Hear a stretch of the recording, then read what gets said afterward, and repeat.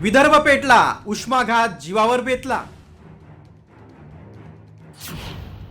47 अंशांवर तापमान, अंगाची लाही लाही।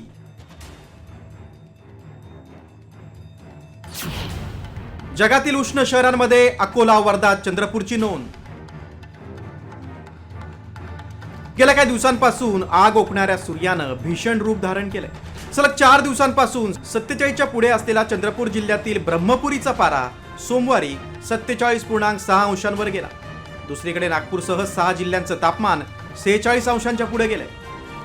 विदर्भात उष्णतेच्या लाटांनी लोकांचं अंग अक्षरशः भाजून निघतंय।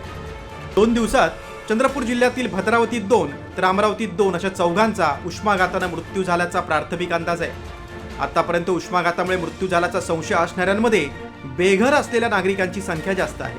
आतापर्यंत विदर्भात उष्णतेच्या लाटेत 52 जणांचा मृत्यू झाल्याचा संशय व्यक्त केला जातोय। नागपूर जिल्ह्यात 25, अकोल्यात 4, अमरावतीत 9, यवतमाळमध्ये 8, वर्धामध्ये 4, गोंदियामध्ये 1 आणि गडचिरोली जिल्ह्यात 1 जणाचा उष्माघातानं मृत्यू झाल्याचा संशय व्यक्त आहे। सूर्य कर्कवृत्ताच्या अगदी जवळ असतो, त्यामुळे त्याची दाहकता अधिक असते।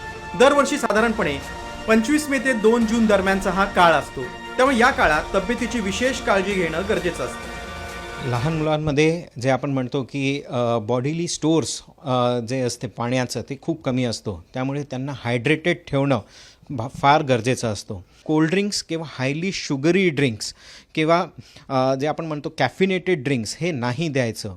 हे उलट बॉडीचा वॉटर ॲब्झॉर्ब करतो, बाहेर लघवीतून निघतो आणि उलट डिहायड्रेशन करतो।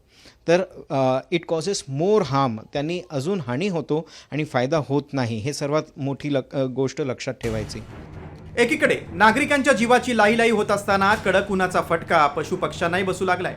गडचिरोली जिल्ह्यात सिरोंचा तालुक्यात 46 अंश तापमानामुळे 500हून अधिक वटवाघळांचा पाण्याविना तडफडून मृत्यू झालाय। दुसरीकडे अकोला जिल्ह्यातही जंगलातील पाणवठे कोरडे पडले। वन्य प्राणी प्राण्याच्या शोधात मानवी वस्तीकडे धाव घेत आहेत। तेल्हार तालुक्यातील बेलखेड शेत शिवारात एका अस्वलाचा मुक्त वावर पाहायला मिळाला। नवताप सुरू झाल्यानं वन्यजीवांवरील हे संकट अधिक गंभीर होण्याची भीती व्यक्त होते। यंदाही जगातील उष्ण ठिकाणांमध्ये विदर्भातील अकोला, वर्धा, चंद्रपूरची नोंद झाली।